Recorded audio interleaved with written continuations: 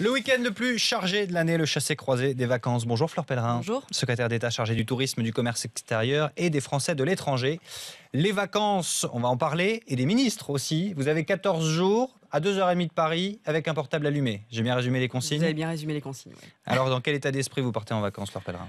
Avec un état d'esprit d'essayer de récupérer au maximum. Envie de souffler un peu? Oui, un peu. Oui, je pense que c'est assez naturel, mais en étant évidemment concentré déjà sur la rentrée, puisque vous savez que nous avons tout à l'heure un séminaire présidé par le président de la République pour déjà préparer la rentrée, donc on ne décroche jamais complètement non plus. Le tourisme, déception en juillet dans l'hôtellerie-restauration, baisse de fréquentation, et puis des touristes qui dépensent moins. Comment relancer la machine tourisme en France? Alors il y a beaucoup de choses à faire. Nous avons présenté il y a peu de temps une vraie stratégie de tourisme. Je crois qu'il y a beaucoup de choses à renouveler. On a eu tendance un petit peu à considérer que la France est le plus beau pays du monde, ce qui est vrai bien entendu, mais que par conséquent il n'était pas nécessaire de mettre en place une politique pour attirer davantage de touristes.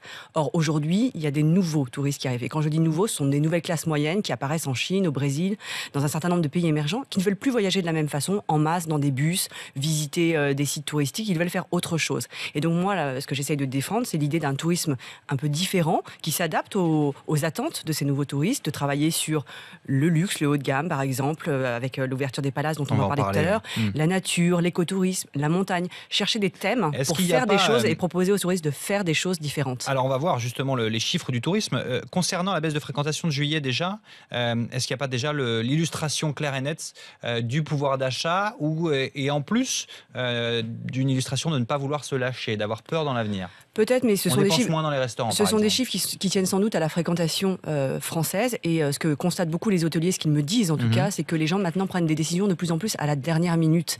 Et donc, beaucoup d'entre eux comptaient aussi pas mal sur le mois d'août et comptaient d'ailleurs avoir de plutôt bons résultats au mois d'août. Donc, il faut attendre la rentrée pour savoir exactement quel sera le solde sur les 2 mois. Et en revanche, on constate que les flux de touristes étrangers, pour le coup, sont très dynamiques.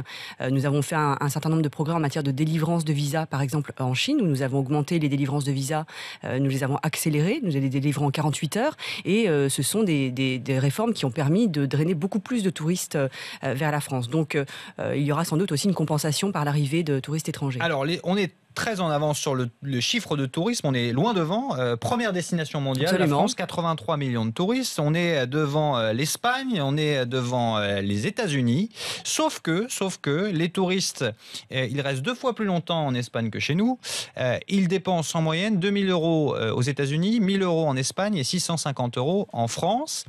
Qu'est-ce qu'il faut changer? Qu'est-ce qui bloque en tout cas pour que, alors qu'on a énormément de monde, ils restent moins longtemps chez nous? Oui, alors c'est vrai que c'est moins un tourisme de séjour. L'Espagne a fait le choix de développer des infrastructures, des grands resorts, des grands hôtels assez massifs avec des loisirs. Bon, c'est un choix aussi de bouge tourisme. Moins dans le pays. On se pose par exemple dans une station balnéaire. Voilà, il y Espagne. a beaucoup plus de tourisme de séjour dans ce type d'infrastructure hôtelière. C'est pas forcément vers ça que vous voulez aller. C'est pas forcément vers ça qu'on veut aller, mais en revanche, ce qu'il faut faire, puisqu'il y aura, d'après l'Organisation mondiale du tourisme, à l'horizon 2030, 1 milliard de touristes supplémentaires dans le monde, c'est considérable. Donc, il faut pouvoir en attirer une petite partie. Il faut, ce que je disais tout à l'heure, essayer de comprendre ce que sont les attentes de ces nouveaux touristes, qui sont moins des touristes de masse, et donc essayer de moderniser un peu l'offre touristique française. Alors, donc, travailler sur des thèmes. Le fait qu'ils restent plus longtemps, vous expliquez notamment sur le choix de vacances, sur la dépense par contre. Comment expliquer qu'ils dépensent beaucoup moins chez nous que ce qu'ils dépensent en... C'est lié aussi à la longueur, c'est-à-dire que quand vous restez moins longtemps, par définition, vous dépensez moins longtemps. Même en moyenne, sur les calculs, en moyenne par jour. Et après, il y a aussi probablement des questions liées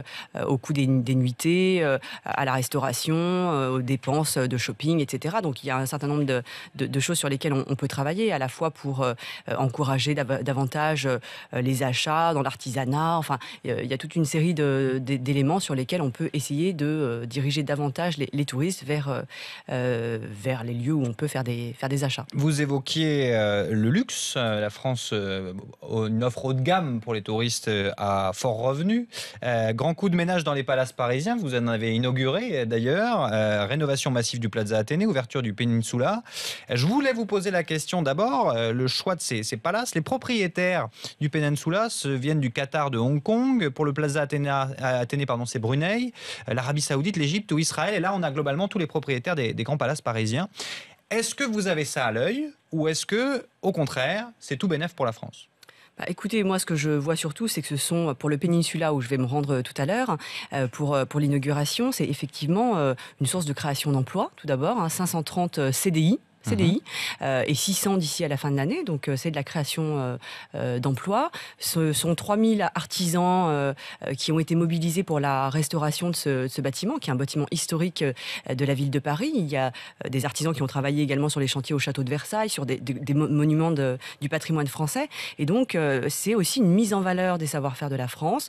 C'est une source de création d'emplois. C'est une source d'attractivité pour la place parisienne, justement, pour drainer ces touristes qui viennent en France, mais qui peuvent aussi bien arbitrer avec Londres on peut ou voir d'autres capitales. ces immeubles valorisés montrant un peu l'image de la France, d'ailleurs. Oui. Ils jouent là-dessus. Mais au final, c'est vrai que ce ne sont pas des propriétaires étrangers. On est dans un pays avec Oui, mais enfin, Accor, le Club Med Oui. et autres. On pourrait se dire, est-ce qu'aujourd'hui, ça veut dire qu'on n'a plus les moyens d'avoir des grands groupes de palaces français? Mais Accor a aussi beaucoup d'hôtels et le leader mondial le leader mondial sur les hôtels. Sur les hôtels. Donc voilà, il y a évidemment, nous sommes en économie ouverte et les capitaux sont de ces entreprises ou de ces hôtels ou de ces palaces sont ouverts. Il n'y a absolument aucun problème dès lors que effectivement ça met en valeur, ça permet d'augmenter l'attractivité de la France, de la capitale.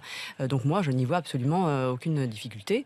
S'il y a des propriétaires français qui souhaitent aussi restaurer des palaces, c'est les bienvenus et je leur décernerai bien volontiers cette distinction. Est-ce qu'il y a moyen de faire sortir les touristes de l'itinéraire Paris-Côte d'Azur, notamment Oui, les alors étrangers? ça, c'est un de mes grands combats également en tant que ministre en charge du tourisme. Effectivement, c'est de diversifier les lieux de séjour des touristes. C'est vrai que beaucoup maintenant se rendent plutôt Vallée de la Loire, Paris et Côte d'Azur. Et donc, tout le travail que je fais, moi, avec nos agences, enfin l'agence Atout France, qui est celle qui promeut le tourisme français à l'étranger, c'est d'essayer d'intéresser davantage les tour opérateurs, les influenceurs, les blogueurs, les journalistes à d'autres destinations pour que tous ces nouveaux touristes n'aillent pas dans les lieux qui sont les lieux habituels de villégiature des touristes. Donc, développer des destinations nouvelles, les Alpes, la montagne, développer le tourisme de nature, avec mon collègue Frédéric Cuvillier, développer le tourisme fluvial, le tourisme de la mer. Et ça rejoint un peu la réforme sur les régions qui est actuellement en train d'être faite, même si elle est contestée parce que certains voulaient qu'elle aille plus loin, qu'elle soit en tout cas plus efficace. Beaucoup de régions qui sont dans le même endroit, dans le même pays, à promouvoir chacun de son côté leur territoire. Et là, est-ce qu'il n'y a pas un vrai sujet sur lequel il va falloir se mutualiser? Il y a un vrai sujet, je suis entièrement d'accord. Et donc, c'est la raison pour laquelle moi, je travaille beaucoup avec cette agence, qui est l'agence de l'État, Atout France, mais qui est aussi financée beaucoup par les régions, pour mettre davantage de cohérence dans cette politique de promotion à l'étranger. Parce que là, chacun vend son petit bout de pain. C'est naturel, en même temps que chacun veuille valoriser son patrimoine, ses sites, etc.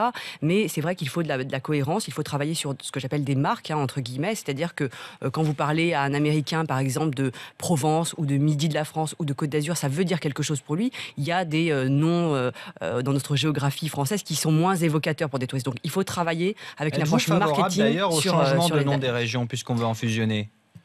Ça relève vraiment de la souveraineté des Oui, mais puisque vous dites qu'il faut qu'on accroche. Par exemple, on a des régions qui s'appellent PACA. Oui, voilà, vous avez raison. PACA, on ne peut pas très bien communiquer sur ce titre. Alors que Provence, on peut. Côte d'Azur, on peut. Effectivement, je pense qu'il faut maintenant adopter une démarche marketing. Alors, on va dire, c'est une approche commerciale.